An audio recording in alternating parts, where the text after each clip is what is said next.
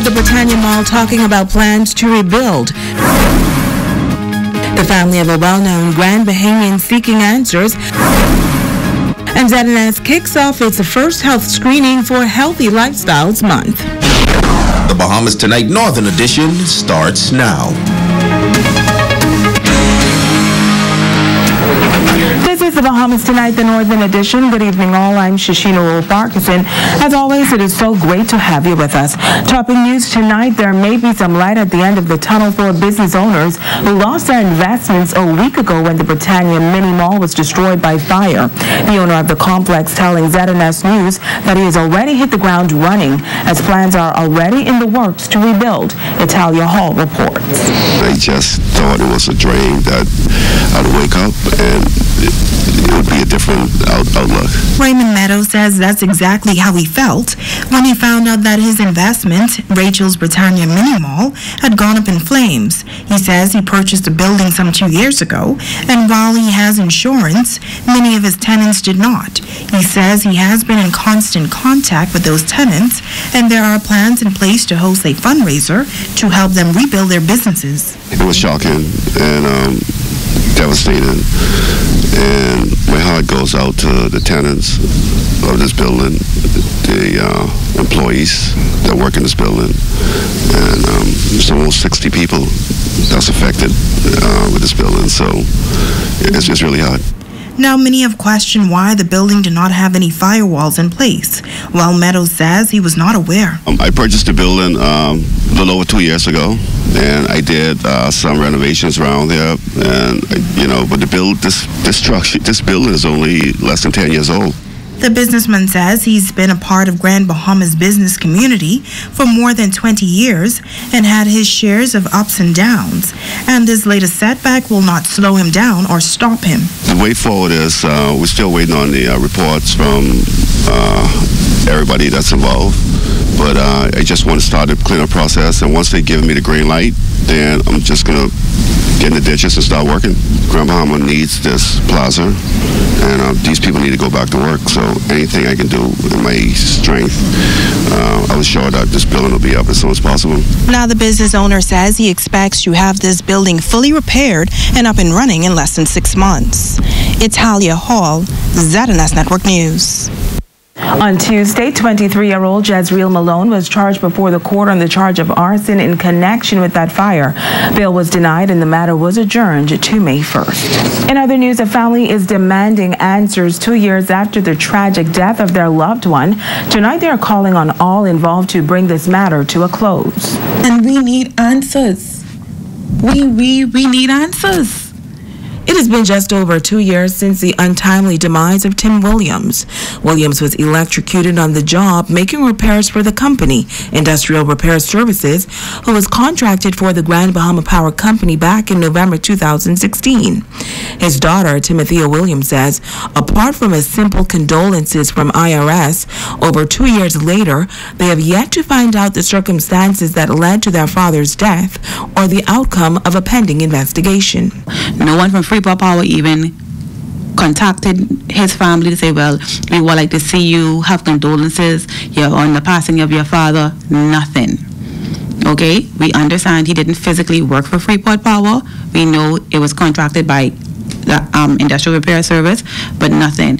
All we're getting is investigation. It's under investigation. How long are you going to investigate someone who's in the ground? Son Tim Williams Jr. says they are seeking closure. Their mother passed away a few years before their father, and now they are left without parents. These siblings say because of the type of work their father did, it was a requirement for IRS to have a liability insurance. However, they are being given the runaround from both IRS and the insurance company. They claim that this is unfair, especially because they have a younger sister who is now without both parents. 3 big companies, everybody have their hands in the air and don't want to take responsibility for what happened. I'm not asking Freeport Power to take responsibility for what happened, but just how they interviewed my dad, they screened him, made sure he had his qualifications for IRS to give him the job. I feel him dying on the job, they should make sure the right steps is taken for the family.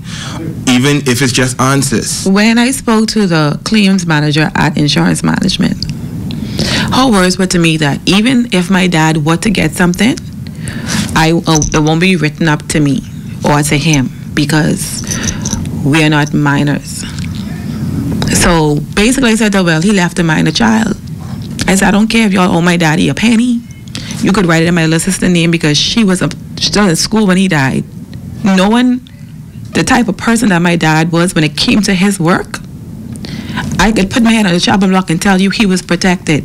He had on his entire gear from head to toe. That electricity got him from the back of his neck. You have to understand how we saw that entry one. I saw the exit one. We dressed our father.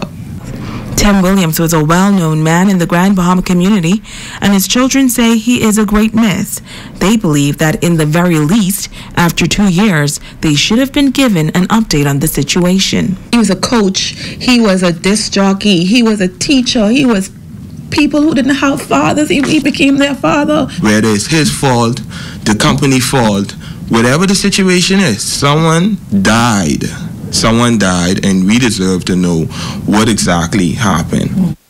Now, our ZNS News team reached out to the owner of Industrial Repair Services, James Carey Jr., but we were unable to get an official comment. We also reached out to Insurance Management, who issued this release, saying they are unable to comment on any specific case that is the subject of an insurance claim, as far as persons who have a claim against a client. According to the release, the matter is up for review based on the law, which are generally considered via attorneys and/or the police. The statement further notes that anyone who has an issue with any specific case is welcome to meet with the claims staff personally. Now, we also reached out to the Grand Bahama Power Company, and they did not offer a comment on this matter. Electric vehicles are projected to be the way of the future. The International Energy Agency forecasts that within the next 10 years, the amount of electric cars on the streets worldwide could hit 125 million. While the Grand Bahama Power Company is investing in electric cars and is hosting a special week-long training for its mechanics, as well as a number of other industrial partners. Director of Customer Operations, Nikita Mullings, outlines the goal of the training program. One of our initiatives is to improve the greening of our fleet, and in doing that, what we've been doing is replacing some of our older vehicles, fuel vehicles, out with electric vehicles. We have 9 electric vehicles in service to date, and so what's going on here is we've partnered with our supplier to get all of our mechanics trained and certified to become qualified electric vehicle technicians. We've also reached out to some of our stakeholders and partners such as Equinox, PPL from Nassau, and they've sent individuals, stakeholders, to participate in this training also. In Tetlow, an ICT workshop is conducting the sessions, which will wrap up on Friday. We've noticed that the candidates who have been along for the training are very keen, and it's really nice. The more keen that somebody is to learn about it, the easier it is to teach them. They've all been doing a really good job, and we've followed this training through in nice, easy stages. In news from the crime beat, Operation Steady Aim netting 9 arrests on Grand Bahama yesterday. The initiative, launched by a team of customs and police officers, stretched throughout the island and was conducted between 5 p.m. and midnight. Among the arrests, 3 illegal migrants, 2 persons for harboring illegal migrants, 2 warrants of arrest, and 2 persons for possession of dangerous drugs. They're all expected to be arraigned before the court later this week. And an update now on that painting that was reported missing last month. Well, as it turns out, the painting by Alyssa Robinson wasn't missing at all. ZNS News has learned that the large painting entitled Farewell Bimini, a picture of the Bimini Harbor, was found at the Rand Nature Center, the location where it was thought to have disappeared from. As it turns out, the painting that was on display at the Rand Nature Center in February was eventually taken down and placed in safekeeping in an office at the center.